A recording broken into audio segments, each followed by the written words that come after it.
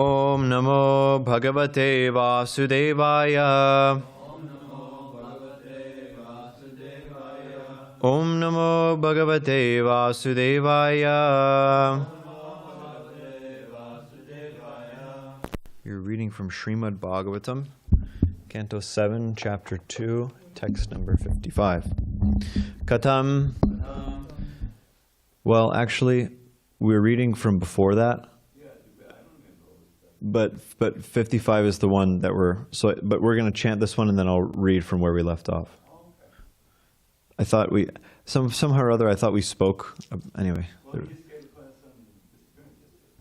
Yeah. Well, some time ago we were talking about whether, if there's like a number, if the first verse doesn't have a purport, then we would just write the one that actually does, that we're actually going to speak on.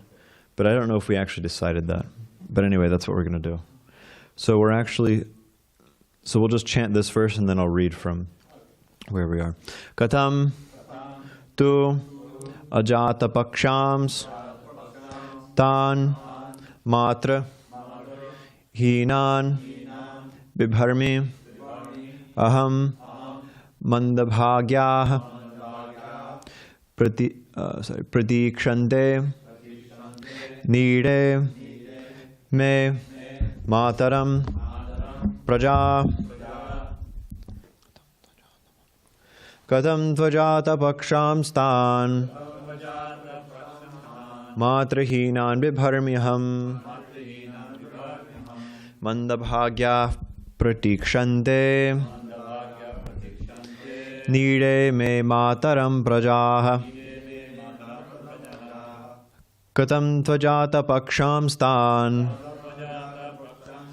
Matrahinan Bibharmyaham Mandabhagyav Pratikshante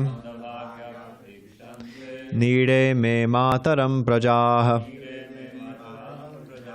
Katam Tvajata Paksham Stan Matrahinan Bibharmyaham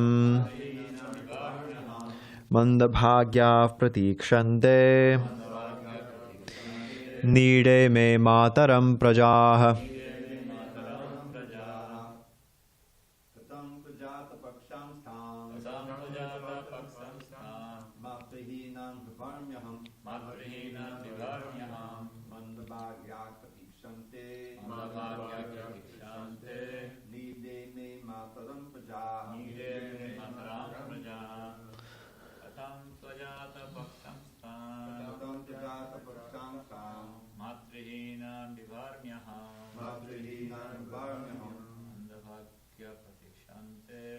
Mandabhagya Pratikshante Nide Me Mataram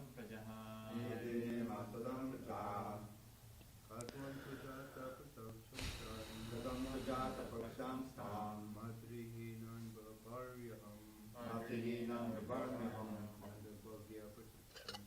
Mandabhagya Pratikshante Nide Me Mataram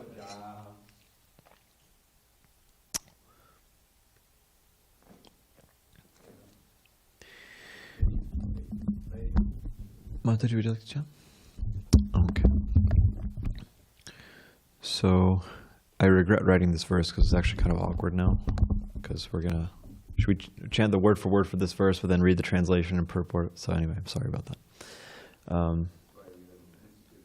Yeah. Okay. So we're reading from verse 50. So I'll just chant the Sanskrit myself.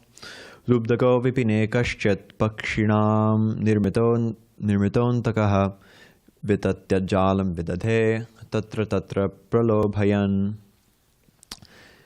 There was once a hunter who lured birds with food and captured them after spreading a net. He lived as if appointed by death personified as the killer of the birds. Purport. This is another incident from the histories.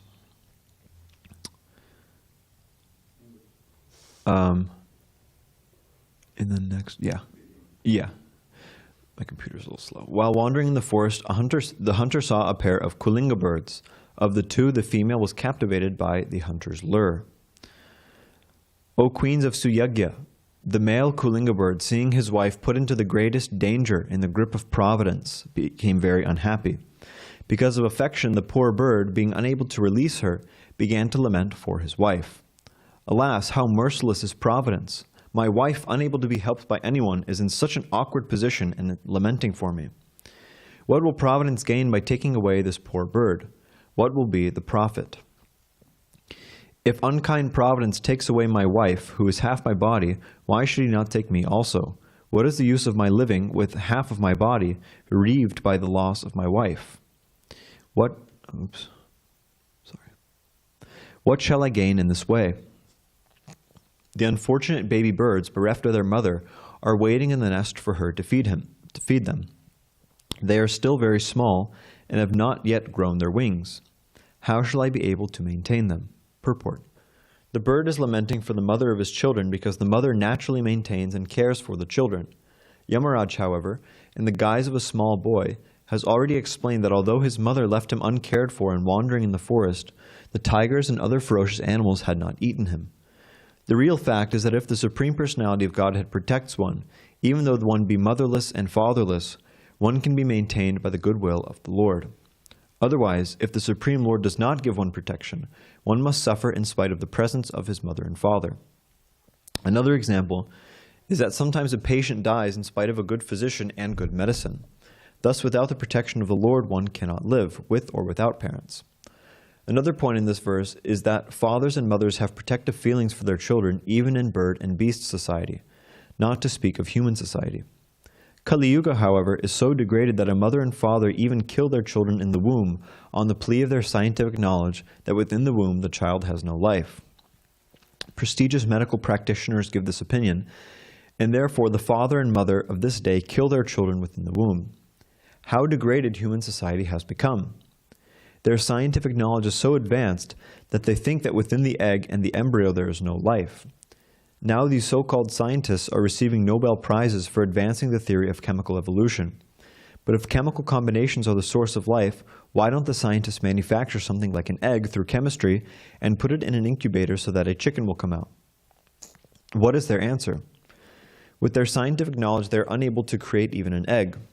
Such scientists are described in Bhagavad-gītā as māyayāpahṛta-jñānāḥ, fools whose real knowledge has been taken away. They are not men of knowledge, but they pose as scientists and philosophers, although their so-called theoretical knowledge cannot produce practical results. Om ajñānatimirandasya jñānam janashalakaya chakshurun militam yena tasmai Shri Gurave namaha Shri Chaitanya manobhishtam sthapitam yena bhutale svayam rupakadamahyam dadati svapadantikam Vandeham Shri Guru Shri Yutapadakamalam Shri Gurun Vaishnavamscha Shri Rupam Sagrajatam Sahagana Raghunathan Vitam Tam Sajivam Sadvaitam Savadutam Parijana Sahitam Krishna Chaitanya Devam Shri Radha Krishna Padan Sahagana Lalita Shri Vishakam Vitamscha Nama Om Vishnu Padaya Krishna Prashtaya Bhutale Srimate Bhaktivedanta Swamini Janamini Namaste Saraswati Deve Gauravani Pachayini Nirvishesha Shunyavadi Paschati Deshatarine Jai Shri Krishna Chaitanya Prabhu Nityananda Shri Advaita Gadadhara Srivasadi Gaura Bhakta Vrinda Hare Krishna Krishna Krishna Hare Hare Hare Rama Rama Rama Hare Hare. So we're continuing this narration of Hiranyakashipu's narration of Yamaraja's instructions to the wives of Maharaj Suyagya, who perished untimely. His wives his queens are lamenting for him, for his body there. And so Yamaraj, out of compassion for them, and out of compassion for him, Suyagya Maharaj himself, has come to enlighten them, to give them knowledge about the soul, the difference of the soul and the body, about providence, fate, karma, all these different things. For the purpose of appeasing or comforting the wives of Maharaj Suyagya, and for the purpose also of helping Suyagya, or the soul that was in Suyagya Maharaj's body, to move on to another body. So something interesting in this narration in the Bhagavatam, there's many places in the Bhagavatam and in the Puranas in general. The Puranas are like Prabhupada when Prabhupada says in that first purport, when Prabhupada said, this is another incident from the histories, what Prabhupada is referring to is basically the Puranas. The Puranas are histories of ancient Vedic civilization, which were compiled by Vyasadeva because of their particularly kind of instructive nature. And so different Puranas talk about different things. There's, tamasic Puranas, or Puranas in the mode of ignorance, which generally lead one to worship of Shakti or worship of Kali, Durga, Shiva, all these different things. There's even a Devi Bhagavatam. Devi Bhagavatam is talking about Devi, Durga, and there's Skanda Purana, Shiva Purana, all these Shaivite Puranas, and then there's Rajasic Puranas, or Puranas for those who are in the mode of passion, which generally direct one toward worship of Devatas and others. Some Vishnu is also in there, but generally it's kind of mixed. And then there's the Sattvic Puranas. The Sattvic Puranas are basically wholly and solely Vaishnava Puranas. Again, it's also somewhat mixed, because we hear in the first canto that until Vyasadeva compiled Srimad Bhagavatam, there wasn't a text which was wholly and solely dedicated to talking about devotional service to Vishnu or to Krishna. So that's the special feature of Srimad Bhagavatam, is that it wholly and solely talks about devotional service to Krishna. And so within all these different Puranas, there's many stories. There's true stories, but they're compiled because, like I said, because of their particularly instructive nature. And so this is no different. This is this story about these birds. It's a very famous narration that this bird, there's two birds and a hunter, and this hunter, he spreads out a net, and the wife, being, the female bird, being somewhat, attracted or bewildered, flies into the net. And then where we left off, the male bird is lamenting. Eventually we see that the male bird also flies in there. Well, the children fly in there, and then the male bird also flies in there and himself becomes captured. So it's very interesting how in Vedic civilization people's intelligence is so ripe that they can understand philosophy, decently sophisticated philosophy, through just hearing stories without any real kind of explanation.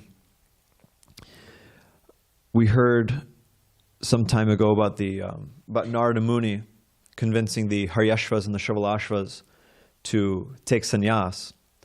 And so the way that Narada Muni did that, specifically with the Haryashvas, the first sons of Daksha, he spoke to them this analogy which to us is absolutely incomprehensible. He was talking about there's a hole from which, having entered, nobody comes back, and within that hole there's a river which flows in two directions, and there's a spinning object composed of razors and thunderbolts, which is always spinning very fast. And there's a woman, there's all these different kinds of things. And after this, somewhat lengthy narration of all these different allegorical elements, the Haryashvas just said, okay, got it. And then they just left home. They just took sannyas right from there. So it's very interesting. People's intelligence was so advanced that they could understand these things just from kind of vague allegorical references. Another example of this is also also from Narada Muni. Narada Muni is speaking to Maharaj Prachini Barhishat, the father of the Prachetas. And he's speaking to him about his materialistic kind of royal life. And so he narrates this whole thing about this allegorical person named Maharaj Puranjana. And this city that he lives in, that he rules, which is composed of 9 gates. He has a queen. Eventually, this other person comes along and his kingdom is infiltrated. And then, Kala Kanya and Jara and all these different things, old age and time, in the form of these different characters in this story, come and destroy the kingdom, which is allegorically referring to the body. So there's many examples like this that people, can understand just from these kind of allegories without any further explanation. So this is, indicative of how advanced Vedic civilization was. Nowadays, we read, even reread Bhagavatam with purports, with commentary, and listen to classes, and this and that, and, the other thing. Then we still can't understand. We still don't remember all these different points. Or if we remember the points, we haven't internalized them. We see with the example of the Haryashvas that hearing this allegory, not only did they understand the philosophical principles presented, but they actually realized them. They actually, it sunk into their consciousness so deeply that they were actually willing to act on it, and act on it in a pretty radical way. They were being trained up basically to be princes and accept all this opulence, all this royalty, all this praise and power. But after hearing Narada Muni speak this allegory, they just decided that it was all nonsense, and they left. So nowadays, due to the influence of Kali Yuga, people's intelligence isn't so sharp. Definitely not as sharp as was in Vedic civilization. But even within the last 100 years, we see that people's intelligence has significantly gone down. If you look at the culture, the way culture now is progressing, it's actually somewhat frightening how quickly things have kind of degraded. If 100 years ago in 1923, if you were to show somebody from 1923 what the world looks like today, and what children, especially if you look at children, how children interact with the world, and the kind of media that children are consuming, it's really quite shocking, actually. Even I remember from my childhood, the kinds of things that I was exposed to from a very young age. It's actually really, it's horrible, actually. And it has such an effect on the consciousness. Even subconsciously, or in ways that can't actually really be perceived, it messes with people's brains. Being exposed to violence, being exposed to graphic sexuality at such a young age, and messages about drugs and killing and this thing and that thing. It has a subtle but pervasive effect on the consciousness, and it desensitizes people to degradation.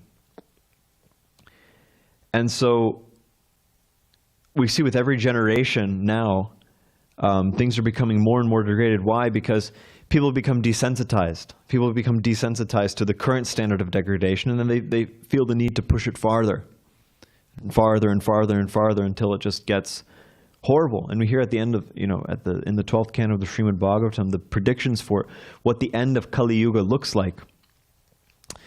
It's quite shocking. It's hair-raising, some might say. But it's not such a long shot, actually. It's not such a long shot if you just see, there's still some thousands of years left, But if you see how things are progressing already, if you just follow that train, then it's not so far-fetched that all these things will happen. One thing that's described is that mothers will eat their children. Mothers will eventually become so degraded that they will eat their children. This is way, way down the line, but anyway.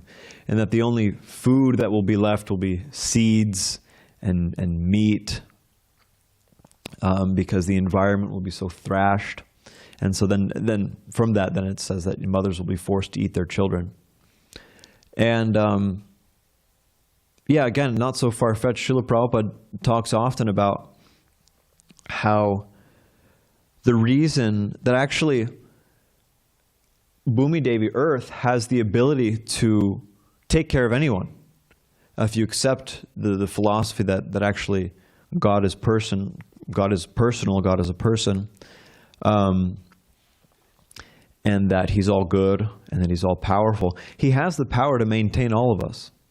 And through His agency, Bhumi Devi, Earth, has the ability to provide everything that we need, actually. It's interesting because one devotee showed me some years ago this video where this person's breaking down how the entire population of the U.S., if you were to put them all together, means like they have like a house and a little bit of land, and there's roads and parks, and he did all the calculation, not like like I said, with considering roads, considering parks and open fields and things like that. The conclusion that this person came to from his calculations is that actually the entire population of the U.S. can fit into a plot of land the size of New Hampshire, if you played your cards right.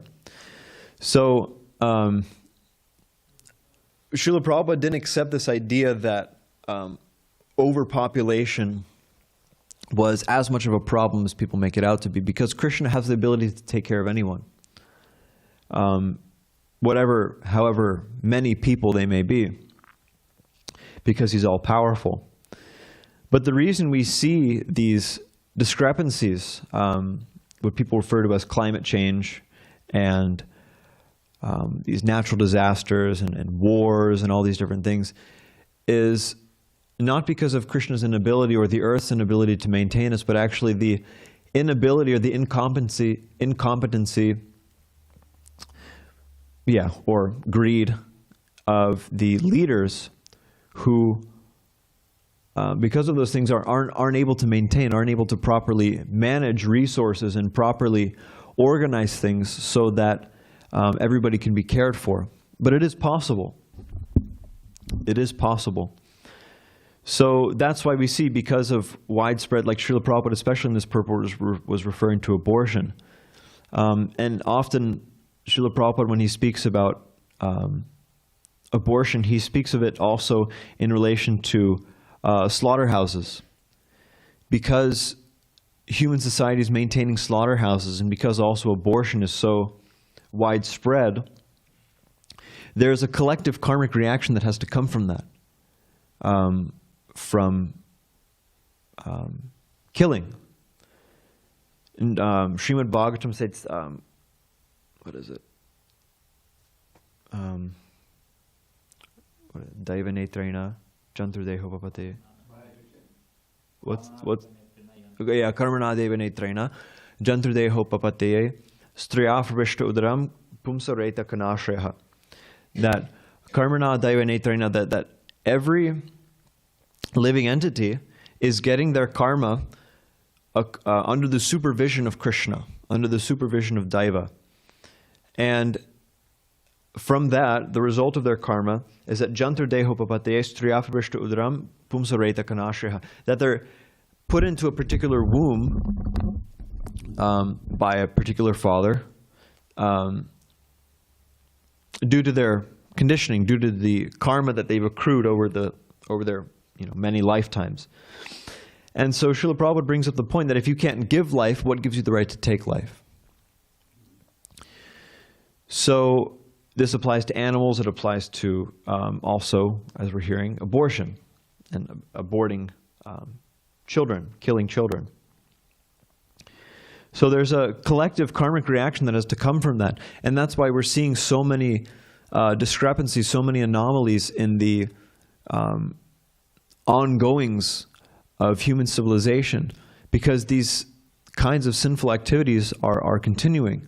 And not only are they continuing, but they're expanding. now we have like three, well, we have two, not huge wars, but they're large enough. Over what? Basically over land. That somebody feels that this is my land, and somebody feels that this is my land. And these are my people. No, these are my people. But this is the bodily conception of life. It's not actually based in any kind of reality. And this is the real source, actually, of sinful activity, of sin. We don't necessarily, well, I guess we kind of do believe in original sin a little bit. But the most, at least in relation to us, our original sin is forgetting that we are not this body.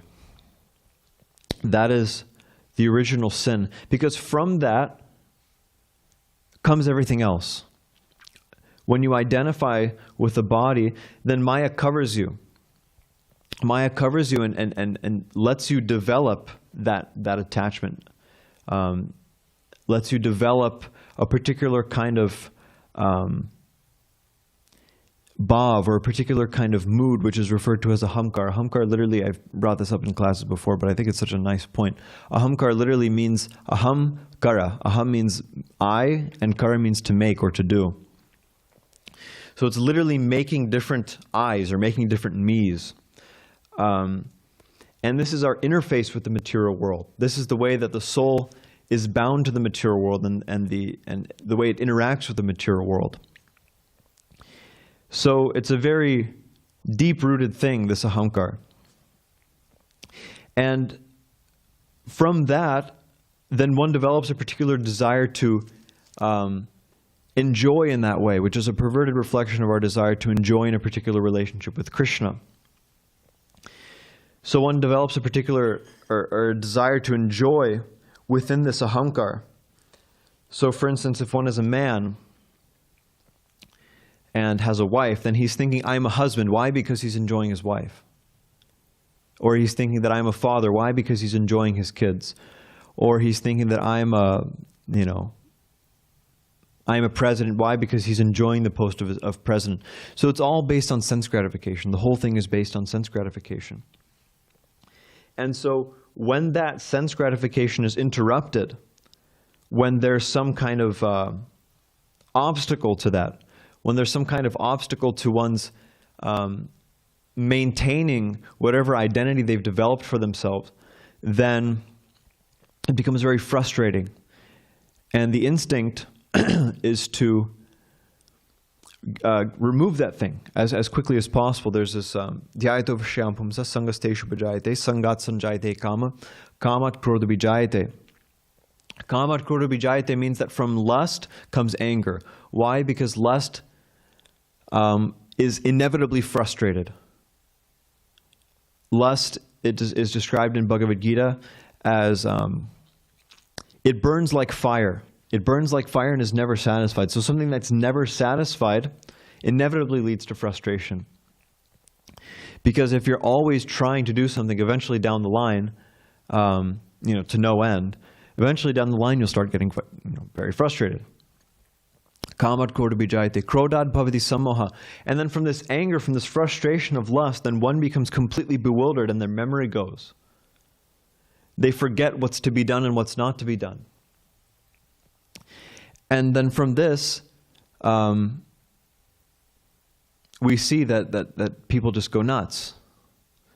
And I'm not talking about like people just, one person, goes kind of crazy, or people just get... Collectively, we see that now people are so desperate to try to enjoy, so desperate to try to eke out some kind of, gratification and find some kind of satisfying situation, that it's just getting more and more degraded. People are just, becoming more and more bewildered as, to what is to be done and what's not to be done.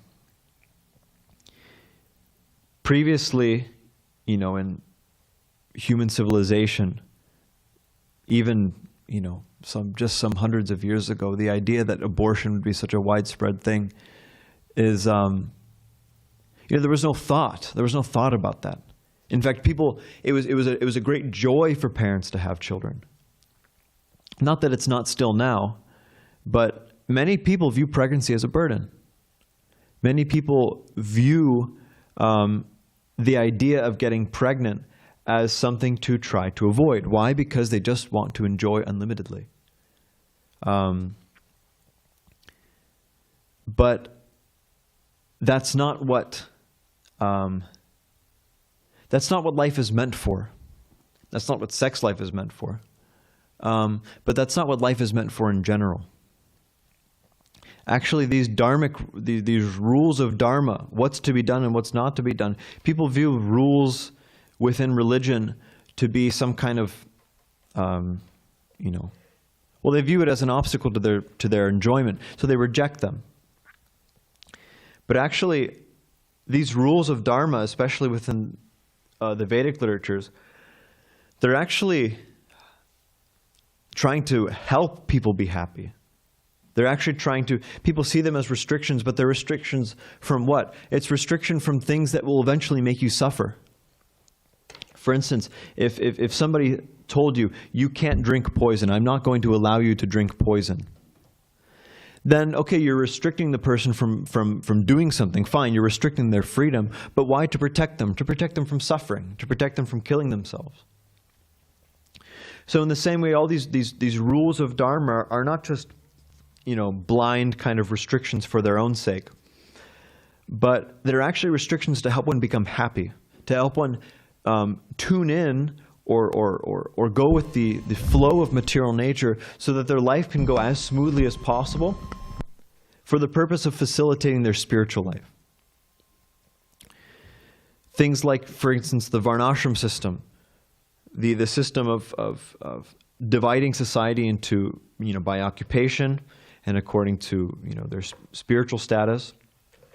Brahmanas or priests, kshatriyas, protectors, vaishyas, merchants, and shudras, workers. All these different things, of course it became corrupted, but actually this is meant for accessing or tapping into different things that are just already true, different just basic universal laws of material nature, which again help one to lead a very smooth life. People's lives nowadays are not at all smooth. People focus so much that I have to enjoy like anything while I'm young, and they don't plan for the future. So now we see women, spend so much time basically just, and men too, but specifically I'm just commenting on this, that, women spend so much time with men who are just, they're not stable, they're not good people, but they're attractive and they make them feel good. And they spend so much time with these kinds of men in their younger days that they just lose the opportunity to get married. And then women remain unmarried and they have no kids, and these things for women are desired. They have a subconscious desire to do these things. And then similarly with men. Men spend so much time, sleeping around or doing this thing or doing that thing, that they just never really get a grip. And we see that there's, and we have there's so, the amount of deadbeat fathers, the amount of fathers who don't take care of their children, the amount of, broken families. All these things is because men and women are so focused and absorbed on their own enjoyment that they can't actually get a grip on what's to be done and what's not to be done. And so we'll see in this narration of these two birds that it's the same thing. The woman, the female bird flies into this net and gets caught up, and then the kids also, get caught up. And then the husband, just being bewildered, he voluntarily goes in. He voluntarily, follows them into the net just because he said, "Oh, what's the use of my life?"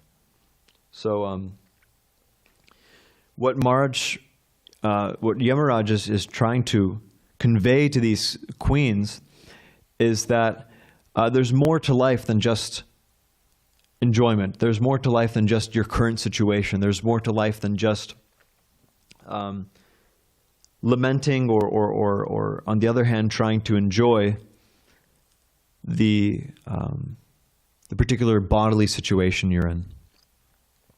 And that actually, beyond this, there's a real responsibility actually for those who have the human form of life. There's actually a real responsibility, a duty to be very serious about spiritual life. Because that's what, first of all, it's what we need in order to be happy, but it's also what the world needs. Everybody needs, what just, the people, but also even, the animals and the plants and the earth itself, So there's a real responsibility for people to become spiritually advanced for the benefit of the world. So I'll stop there. It's 8:29. If there's anything. Hare Krishna. When you were speaking about the lamentable state of the world today, which you did at length, I keep coming upon this one verse. I think it's one of Prahlad's prayers. And I used to quote this a lot. I used to quote it more. But in the third line, he's describing how there's so much suffering in the world and people are trying to alleviate it. But then he says, dukkha aushadam tadapi dukkam, which is exactly what you're describing. Yeah.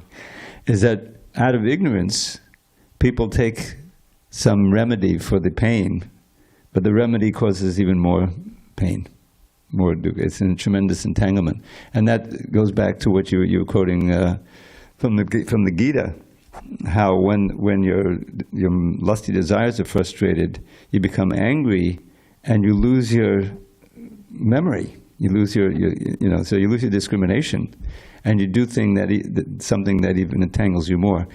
The classic is that out of lust you're attached to some woman, and someone else, she goes with someone else, and out of rage you kill the guy, or even your brother. Prabhupada mentioned that happened in his experience. He saw that and wanted to father, and then they were going to execute the brother who killed the first brother. The father appealed to the judge. I've already lost one son. At least give this, pardon the son, not to release him, but so he had a life sentence. Which the whole thing is just, but that's the nature. You're absolutely right, and it seems it's hard to fathom. One of the most difficult things for me to fathom in the Shastra is how this age can go on for another 427,000 years. It seems to be accelerating toward self-destruction at a rapid speed. So the only solution is chant Hare Krishna and go back to Godhead. That's right. One thing that was brought up also in the purport, which I didn't comment so much on, which I wanted to actually, but people are looking for, kind of like what you were saying, dukkha aushadam api dukkam. People are looking for all these different solutions, or these different ways of protecting themselves from suffering. But Krishna is the only one that can protect them. Krishna is the only one that can actually protect anybody. And Prabhupada was mentioning that in the purport, quoting Prahlad Maharaj. We'll hear in the 9th chapter, I think. Yeah. Prahlad Maharaj is praying to Nrsimhadev. He's saying that actually, despite the parents of a child, so ardently trying to protect him, or despite, like Srila Prabhupada was mentioning, good medicine, good doctor, the whole thing, still a child dies and still a patient dies. So who's the real protector? It's you. It's Krishna. It's Nrsimhadev. So if people actually want to see a positive change in the world, then it's not going to be the, Prabhupada's mentioning the scientists who are māyayāpahṛta-jñānāḥ. It's not going to be, this thing or that thing. The only thing that can actually solve all the problems in the world, which is a bold claim, but if you understand it philosophically, it's actually not so far-fetched. is pure devotional service to Krishna. So, yeah, that's something I wanted to mention also. If there's any other comments, questions. Online. Okay, Hare Krishna. Grantharaj Srimad Bhagavatam ki jai.